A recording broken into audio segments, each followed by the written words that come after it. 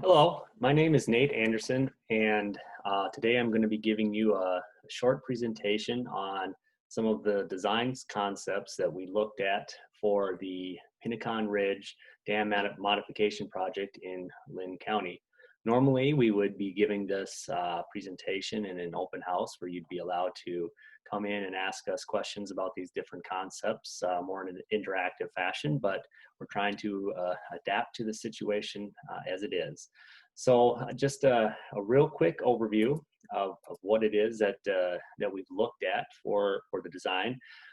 So we are the WHKS, we are the lead engineers for this project. We did consider a variety of design aspects.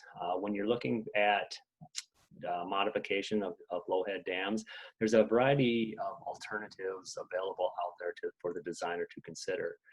Our primary objectives with this particular project are first and foremost to improve safety at the dam. And we also wanted to provide an ability to address fish passage, improve aquatic habitat, and also provide some recreational opportunities. I thought it would be best to start off on a slide that we had made for the presentation that gives you just kind of a visual aspect of what some of these projects look like as they've gone in other places, and perhaps what some of our inspiration was for the design concepts that we looked at. Over here on the left-hand side was a concept from Bend, Oregon, which includes a multi-channeled passage where one side is primarily geared towards fish passage and the other side is primarily geared towards passage for watercraft and various boats, canoes, etc.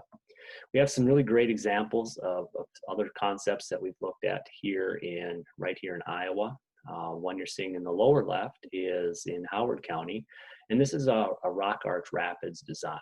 This type of design is great for fish passage, but it doesn't allow for the passage of canoes and watercraft like the other one does. And we'll get into some of these concepts here as we start looking at specifics for the Pinicon Ridge site.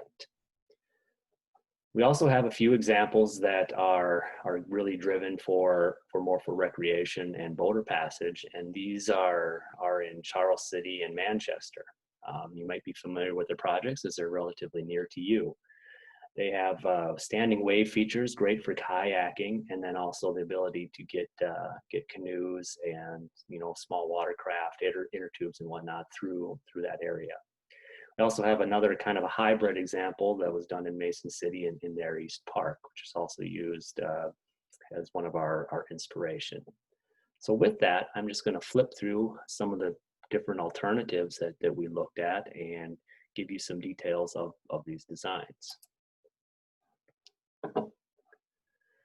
Option one is very similar to the option I showed you with the city in Cresco.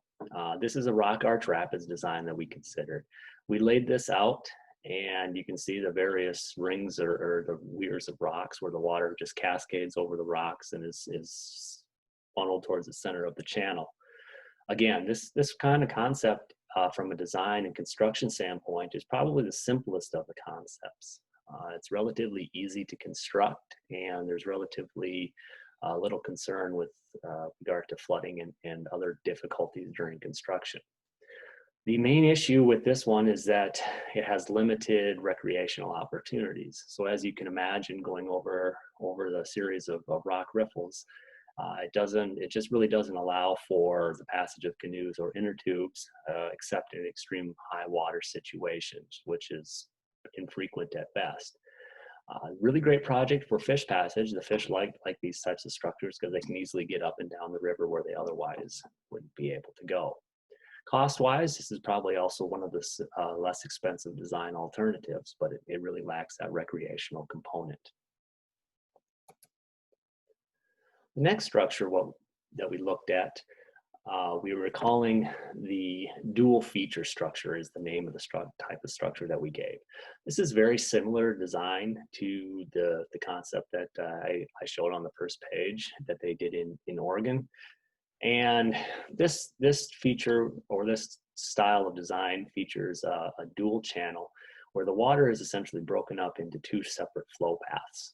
The path you're seeing on the left, and I can zoom in on this a little bit to help you see it. The water you're seeing that would go on the left is, but this side is primarily driven towards fish passage. This allows fish to migrate up and down the river even at very low flows. During low flow periods, we set this side just slightly lower than this side on the recreation side, so that water would always be going through this side no matter what. This provides a passage for fish and other aquatic organisms. Also really great substrate for aquatic insects that provide food sources for fish. On the right-hand side here, we have a series of drops or plunge pools that would allow for the formation of standing wave features in each one of these individual drops. We looked at this, and this is very similar to the concept that they have in Manchester right now. The standing wave features are each a couple feet high.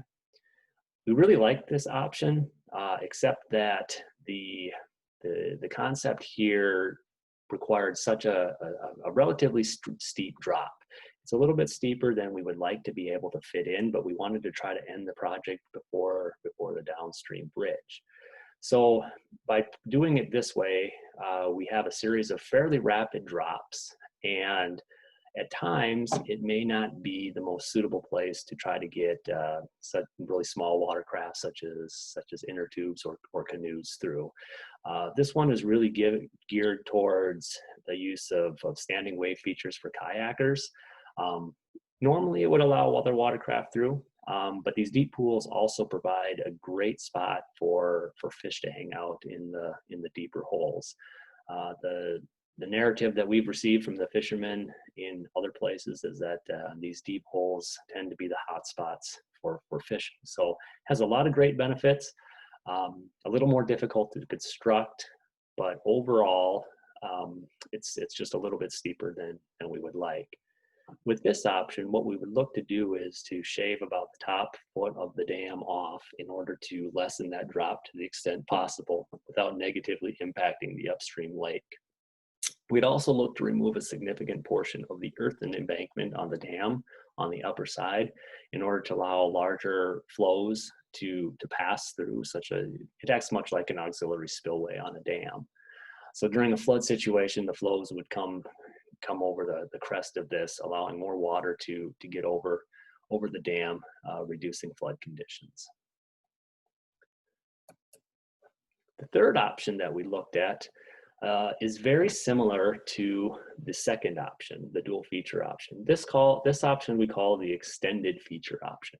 And again, it's a two-channel type of system where one side is really there for fish passage, and the other side is more for recreation and boater passage. This is the most complicated of the three examples that we looked at. We modified the fish passage side ever so slightly to resemble more of a rock arch rapids system, similar to what you saw in Cresco, or what you see in Cresco. The other side, we widened out the various benches and features, and we also staggered the height. By staggering the height of these structures, we get different waves forming at different flow rates. But in order to do that, we needed a little bit more length in order to drop the elevation. So we had to add another plunge pool down underneath the bridge. This is a complicated factor because construction under a bridge is never easy, and we also have some endangered mussels on the downstream side of the bridge that we needed to protect, so we could only go a certain distance downstream. Overall, this accomplishes all of the goals and objectives set forth in the project. It is slightly more expensive than some of the other options, and it will also be more difficult to build, primarily because we have two channels of different lengths, and we would be working underneath the bridge in order to tie all of this together. With all of these structures, regardless of what option is ultimately selected, we would included a portage ramp so that users wanting to get up and down the river without going through this system can easily exit the river via a sloped concrete ramp on both the upstream and downstream sides. So you can imagine if you're canoeing and it's a high flow or low flow situation and you didn't feel like going over the wave features, you could simply get your boat out of the water on the upstream side and walk it down to and put it on the downstream side.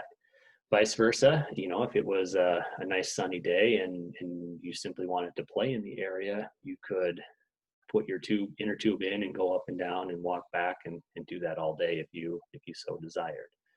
So this feature also has very wide pools, very you know, of various depths, and you would expect that fish would have preference for these different pockets of water as well. We even have an interconnected feature here for people to navigate between the two channels at different flow rates, and a place for resting if you were enjoying the wave features.